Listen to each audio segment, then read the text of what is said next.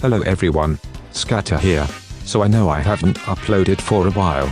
The reason for that is because I'm working on a review for SMG 4's Western Spaghetti movie. I just wanted to get that out of the way before I started today's video. So, most of you may know that I'm a very secretive individual. But one thing I'm not secretive about is my interests. There's a game I've been getting into recently called Everhood. Everhood is a rhythmic battle-based game heavily influenced by Earthbound and Undertale. Anyone who compares the game to Friday Night Funkin' will have to sleep with one eye open for the rest of their life. I'm looking at you, Pat. But I'm not here to review the first Everhood. That's right. There's a second game releasing in the late future, and a trailer has already came out for it. So that's why I'm here today. I am here to analyze the Everhood 2 trailer. But first, I want to show you the trailer itself. Let's crack on, shall we? Here we go.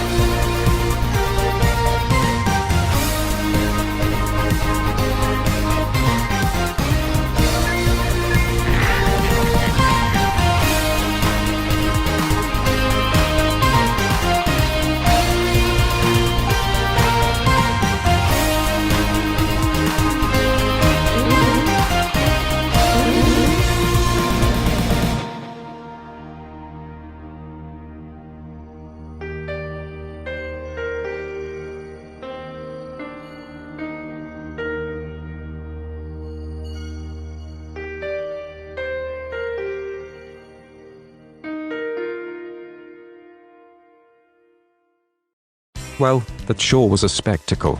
It had me blown away when I first watched it. But, aside from my gushing about the trailer, it's time to get to analyzing. First thing I noticed is the Jester character. We've seen this Jester character before, just not in the first game. If you go to Foreign Gnome's YouTube channel page, you'll see videos of someone dressed up as the Jester, doing covers of infamous Everhood songs at some type of event called Save and Sound.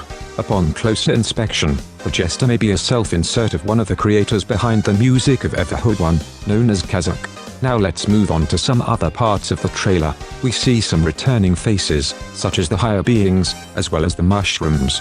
It seems that there will be a creature that will potentially be a fusion of some of the previous mages, judging by the colors in the clothing, but that's just my personal theory on the character.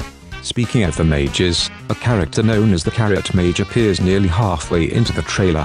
The last game had mages based on colors, but it seems that this game might have mages based on fruits and vegetables. We see a battle with this goofy watermelon character, as well as what seems like a battle with what looks like a meatball or a tomato king. We meet a new duo, much like Zob and Rob, except it's with what looks like a weasel named Screech, and an unnamed shark character. Another major thing that was revealed in this trailer is the soul color mechanic. There are 3 soul colors that players can choose from: red, blue, or green. This heavily reminds me of the gimmick of choosing a starter Pokemon that's either grass type, fire type, or water type, at the beginning of each Pokemon game. It might just be me though. The protagonist character looks a lot like Pink Mage, or Pink for short, from the first Everhood.